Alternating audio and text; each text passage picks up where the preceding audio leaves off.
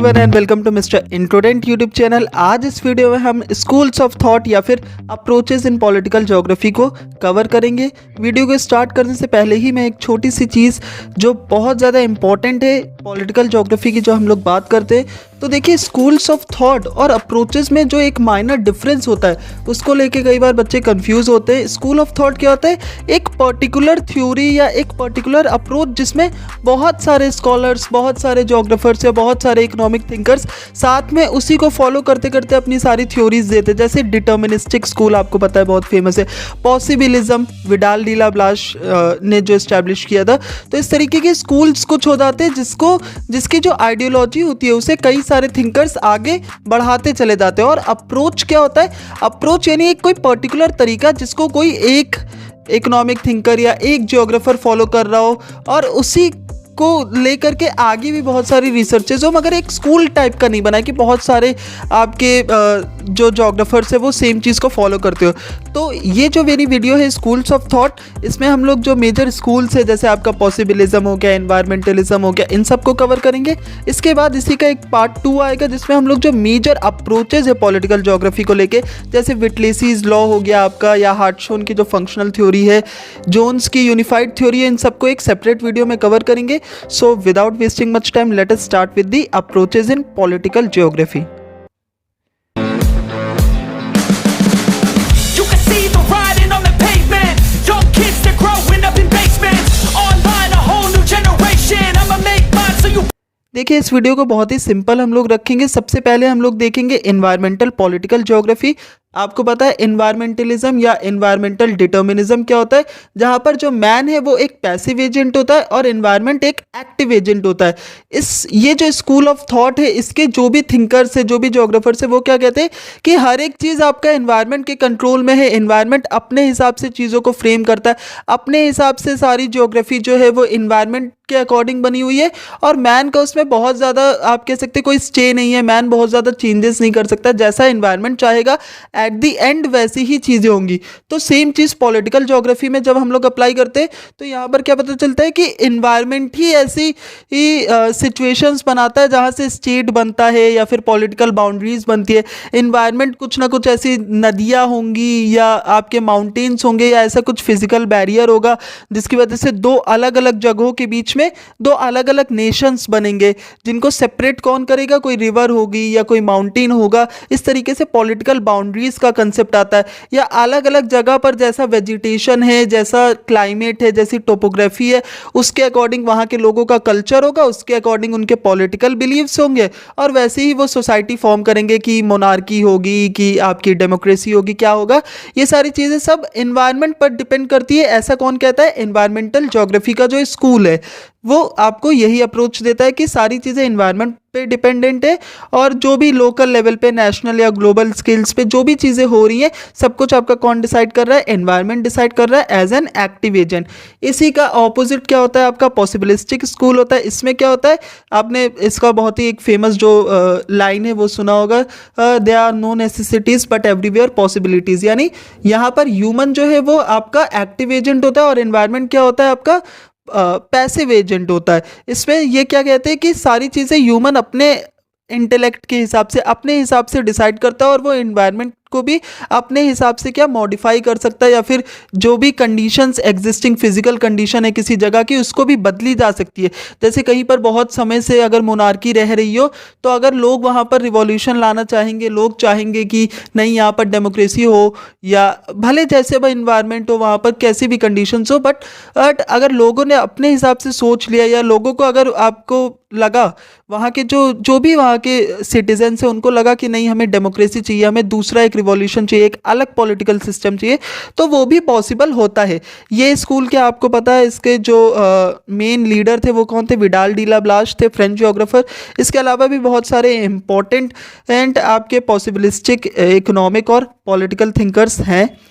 अब देखिए एक और चीज़ जो हम लोग देखते हैं यहाँ पर कि एनवायरनमेंट पॉलिटिकल ज्योग्राफी जो था या फिर एनवायरमेंटलिस्ट डिटर्मिनिज्म जो था, ये नेचर को तो बहुत इंपॉर्टेंस देता था, और पॉसिबिलिज्म में क्या था, मैन को बहुत इंपॉर्टेंस दी जाती थी। इन दोनों को मिला करके एक जो नियो डिटर्मिनिज्म बना था, जहां पर क्या बताया जाता है कि यार एनवायरमेंट का भी बहुत अच्छा रोल है, और साथ ही साथ आपका ह्यूमन भी चीज़ों को मॉडिफाई कर सकता है या फिर अपने हिसाब से ये चीज़ों में चेंजेस ला सकता है। तो इन दोनों के ही आप कह सकते हैं मेल से या फिर इन दोनों के कन्फ्लिक्ट से एक तरीके का आपका दूसरा एक और स्कूल बनता है, दैट इज आपका नियो डिटर्मिनिज्म। फिलहाल यहाँ पर हम लोग तीसरा जो स्कूल देखने वाले हैं वो है रीजनल अप्रोच, या फिर आपका देखिए रीजनल अप्रोच में क्या होता है, this approach focuses on the study of specific regions और areas and the political process that takes place within them. यहाँ पर जब हम लोग रीजनल अप्रोच से, आपको पता है ज्योग्राफी को भी हम लोग क्या रीजनल स्टडीज़ या फिर आपका सिस्टमेटिक एक स्टडीज़ में डिवाइड करते हैं। तो कहने का क्या मतलब है, जब किसी एक रीजन, किसी एक पर्टिकुलर कंट्री, किसी एक नेशन स्टेट की हम लोग बात करें, उसके अंदर क्या कैसा पॉलिटिकल सिस्टम है, किस तरीके से पॉलिटिकल यूनिट्स इस्टेब्लिश्ड है, कौन कौन से ऐसी इंस्टीट्यूशंस है जो पॉलिटिक्स का काम करती है, जो देश को चला रही है। जब हम लोग किसी एक पर्टिकुलर रीजन की बात करते हैं तब वहाँ पर हम लोग रीजनल अप्रोच ले रहे होते हैं। और सिस्टमेटिक अप्रोच क्या होता है, सिस्टमेटिक अप्रोच में बेसिकली आप कह सकते हैं एक स्टेप वाइज होता है या फिर टॉपिक वाइज हम लोग जब चीज़ों को कवर करते हैं, सबसे बेसिक चीज़ से जैसे स्टार्ट किया हमने कि स्टेट क्या होता है, फिर स्टेट के फंक्शंस क्या होते हैं, स्टेट के फंक्शंस को परफॉर्म करने वाली इंस्टीट्यूशंस क्या होंगी, इन इंस्टीट्यूशंस के क्या फंक्शन होंगे। इस तरीके से जब हम लोग एक क्रोनोलॉजिकल ऑर्डर में चीज़ों को पढ़ते हैं, या कैसे सारी चीज़ें, पूरा पावर जो है या जो भी रिसोर्सेज है वो किस तरीके से यूटिलाइज होगी, कैसे पॉलिटिक्स होगी, इंटरनेशनल पॉलिटिक्स कैसे होगी, ये सारी चीज़ों को जो हम लोग एक सिस्टमेटिक तरीके से पढ़ते हैं तो वो क्या हो जाती है आपकी सिस्टमेटिक अप्रोच। फिर हिस्टोरिकल अप्रोच क्या होता है, हिस्टोरिकल अप्रोच बेसिकली क्या कहता है कि किस तरीके से पास्ट में जो इवेंट्स हुए उनका आज के टाइम पे कंटेम्प्रेरी पॉलिटिक्स में क्या रोल है या फिर क्या इंपॉर्टेंस है, क्या सिग्निफिकेंस है, जब हम लोग इसको पढ़ते हैं। यानी हिस्ट्री में कोई इवेंट हुआ था, कोई एक रिवॉल्यूशन हुआ, फ्रेंच रिवॉल्यूशन हुआ, या फिर आपका इंडिया में मान लेते हैं नॉन कोऑपरेशन मूवमेंट हुआ, क्विट इंडिया मूवमेंट हुआ, तो उसका आज के पॉलिटिक्स पे क्या रोल है या फिर उसकी वजह से इंडिया कैसे इंडिपेंडेंट हुआ, इन सब चीज़ों को हम लोग देखते हैं।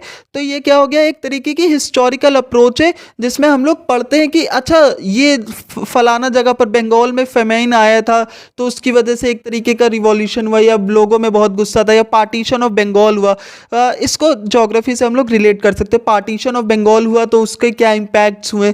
इन सब चीज़ों को जो हम लोग एक हिस्टोरिकल किसी इवेंट को लेके आगे बढ़ते हैं, उसको लेकर के हम लोग आज की पॉलिटिक्स या फिर किसी एक पर्टिकुलर टाइम की पॉलिटिक्स पे क्या इम्पैक्ट हुआ, जब ये सारी चीज़ें हम लोग कवर करते हैं तो वो क्या हो जाती है आपकी historical approach. Next traditional approach. Traditional approach आपको पता है कैसे स्टेट बना, कैसे स्टेट का आइडिया आया, स्टेट की बाउंड्रीज कैसे बनी, क्या उनका अलग अलग स्टेट्स के साथ क्या रिलेशनशिप है। जब हम लोग इन सब चीज़ों को पढ़ते हैं तो वो एक ट्रेडिशनल जो जनरल एक अप्रोच होती है वो हो जाती है।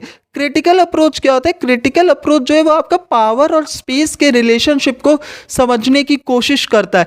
पावर कैसे करके किन के हाथ में जाती है, कौन रूलर्स होंगे, क्या किस तरीके से जस्टिस मिलेगा, किस तरीके से जो क्लास कन्फ्लिक्ट है या फिर जो सोशल इनइक्वालिटी है आपके समाज में वो कैसे दूर होगी।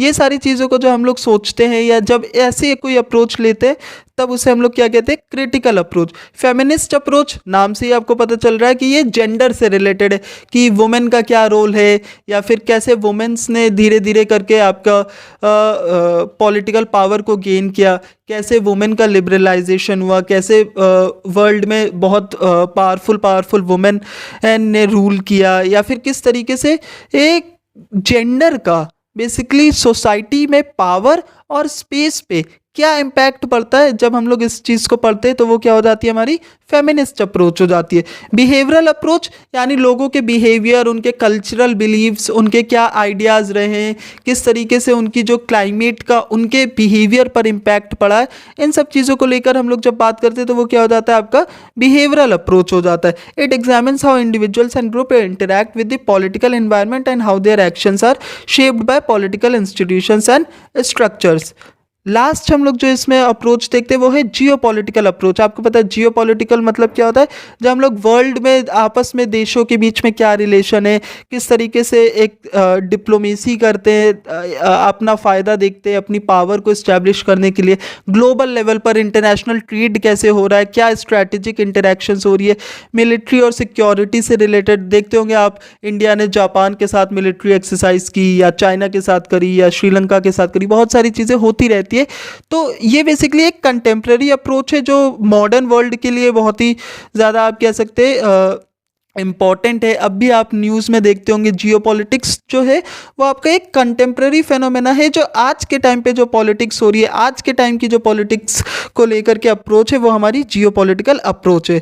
आई होप आपको ये वीडियो अच्छी लगी होगी। आपको अगर इसके हैंड रिटन नोट्स चाहिए तो आप लोग मेरे टेलीग्राम चैनल को सब्सक्राइब कर सकते हैं, वहाँ से मिल जाएगी।